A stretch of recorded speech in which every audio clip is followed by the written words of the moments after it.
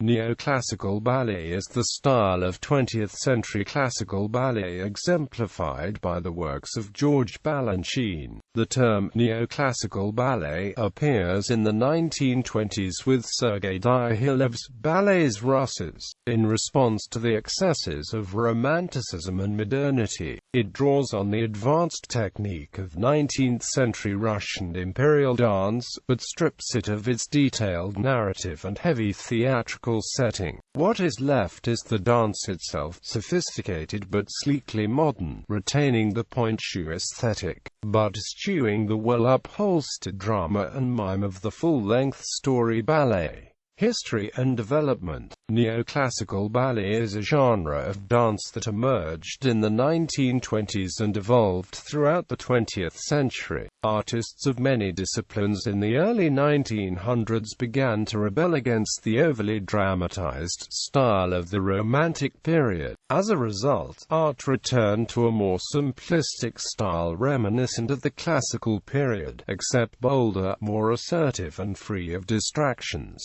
This artistic trend came to be known as Neoclassicism. The ballet choreographer who most exemplified this new, clean aesthetic was George Balanchine. As a child, the importance of classicism was imprinted on him when he was a student at the famed Imperial Ballet School, which was steadfast in its firm commitment to classical ballet technique. Upon his graduation, Balanchine earned the privilege of choreographing for the Ballets, Russes, where he had the opportunity to collaborate with Picasso, Matisse, Chanel, Debussy, Stravinsky and Prokofiev, who were all at the forefront of neoclassicism. Rather than turning away from his classical training, Balanchine built upon the traditional ballet vocabulary. He extended traditional ballet positions, played with speed and freedom of movement, and incorporated new positions not traditionally seen in ballet. Balanchine's first foray into the neoclassical style was Apollon Musiquette, choreographed in 1928 for the Ballets, Russes, and set to a score by Stravinsky. Unlike many of his later neoclassical works, this ballet tells a story, which indicates that Balanchine had not yet completely broken free from the Romantic tradition. Moreover, when this ballet first premiered, it featured large sets of costumes and props. However, Balanchine continually revised it as his neoclassical style evolved. For example, later versions of the ballet utilized white practice leotards and minimal sets and lights. Balanchine even renamed the ballet simply Apollo.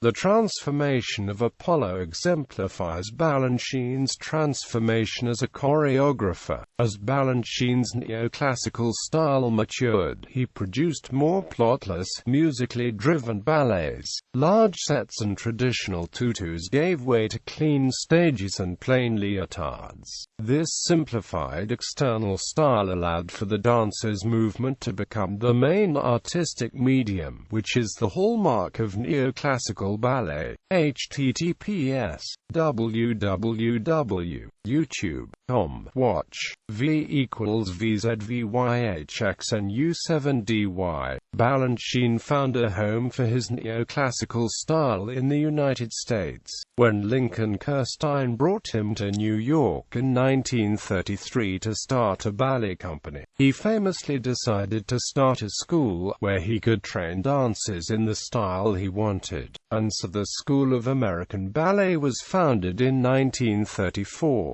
Many of his most famous neoclassical ballets were choreographed in the United States. On both his school eventually his own company, the New York City Ballet, which he founded in 1948 and still exists today. Well-known neoclassical ballets like Concerto Barocco, Four Temperaments, Agone, and Episodes were all choreographed in New York. Significant choreographers and works. Although much of Balanchine's work epitomized the genre, some choreographers like the British Frederick Ashton and Kenneth Macmillan were also great neoclassical choreographers.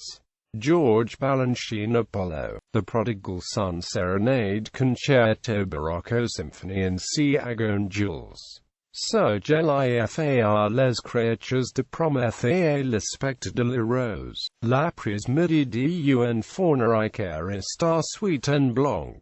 Frederick Ashton Symphonic Variations Cinderella Sylvia Romeo and Juliet Ondine, La Fille Malgardie The Dream, Roland Petit-Leger Nommé la Mort Carmen Notre-Dame de Paris Proust, Les Intermittences du Coeur Clavigo, Kenneth Macmillan Romeo and Juliet Anastasia L'Histoire de Manon, Jerome Robbins Dances at a Gathering, John Cranko Wungen, The Taming of the Shrew,